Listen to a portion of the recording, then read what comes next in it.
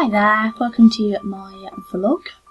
Today I will be firstly talking about what I've learned so far on my YouTube experience. And then secondly, the main content of this vlog or video, not sure the difference, is my learning process. Why I find learning really exciting. Learning the YouTube ways. There's many things to learn, I find, on YouTube I didn't quite realise. First off, the technical side. What I found is a lot of people have these fancy lenses and get all the lighting amazingly, and oh my god, their videos or vlogs look really professional. I would like to be like that one day and have like proper on point kind of equipment and knowledge about that, but at the moment, you know, being a student and all that, and not a lot of money, you know, I think it will take time basically to get up to that point. My partner Ben has set me up quite nicely. He's let me borrow his microphone and webcam, and he has bought me, God bless him, off the internet. So yeah, that's nice of him. And he's got me like a lamp set up as well, so woo. What I've enjoyed most about the YouTube experience so far is there's so many connections you can make with people around the whole world. There's always new things to learn, and I find listening to different people's story really fascinating. Yeah, and I can really kind of get lost in different worlds and different ideas and like different things, and yeah, it's interesting. It makes you think from different viewpoints, so it's good. Now on to the main topic of what I want to talk about in this video, the learning process. Where it began for me was I did a previous degree to the one I'm doing now. I'm currently doing a nutrition and dietetics degree at the University of Nottingham. I previously did a fine art degree at the Winchester School of Art, and I graduated in 2012. What I really enjoyed about that degree, and which I'm carrying forward to this one, is the learning process. I find research really fascinating. During my degree I developed a massive kind of research file, and within that I'd have different sections, and I would be researching different fields, new artists and what they were doing, and old ones as well. And what I found is that you can kind of visualise, that's what I found anyway, I visualised kind of a map of all the different kind of connections, and that's how I see it, that's how I see knowledge, because it's constantly growing. Knowledge around the world is constantly growing, especially as we're living in kind of an information age, or information kind of world, with like the internet and TV and videos and everything and social networking. There's always more information to learn. So on this map, for instance, I would start off with a question, and then the roads coming off it would be like a new question relating to that main questions, so sub-questions. And then I'd find new things that may be contradictory, and then I'd use my evaluation skills to evaluate and get to new goals.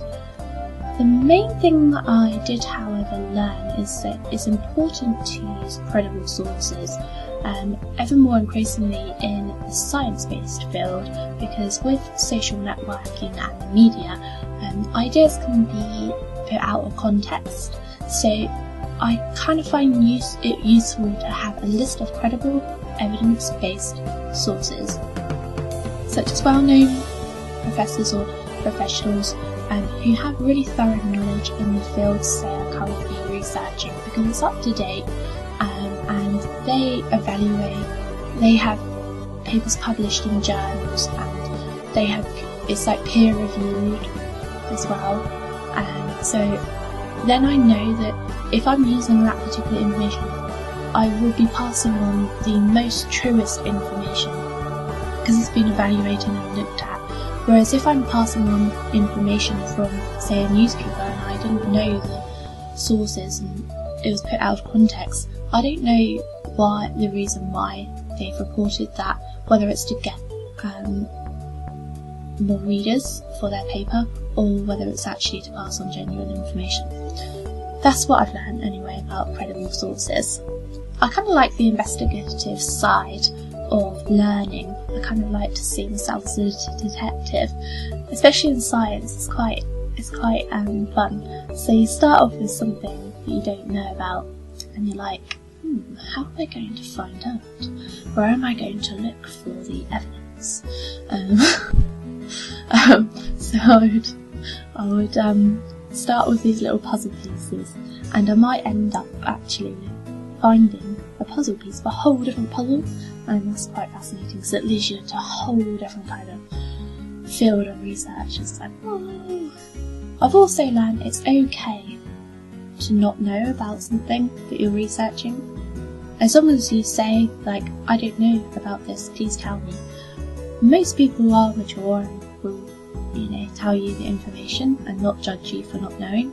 At the end of the day, Einstein or any of these other kind of scientists, Stephen Hawking, he wasn't born with this information. He was just born with the tools to gain this information.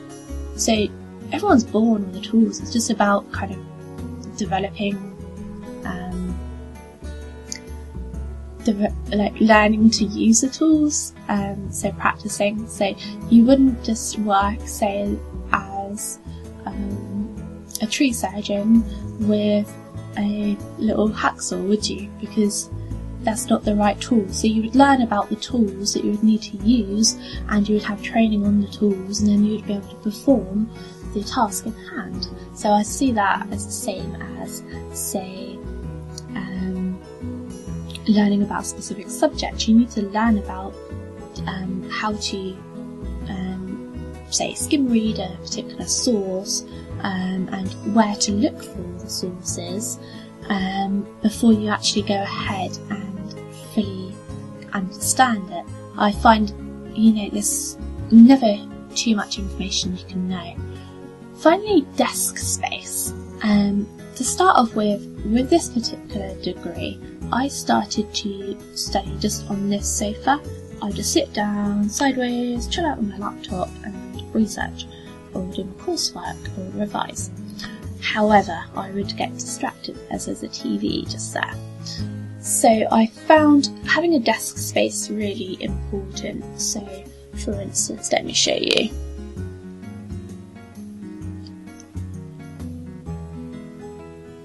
That's my desk space. As you can see, there is a whiteboard. So when I'm working, I would have my deadlines on there, so I'd know what I need to work on straight away and what I just need to have on in the background, kind of what I need to research here and there.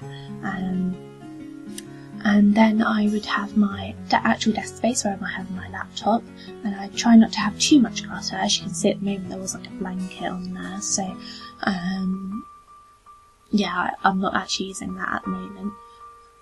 Underneath I have like my writing space, and then I have like all my books from, say, previous years or reference books underneath.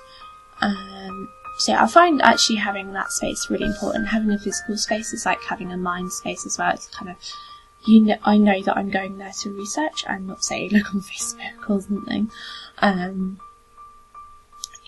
So that's what I find. So if you have any other tips to share on learning, or any comments or any positive feedback, it would be great to learn. Thank you for listening, and bye.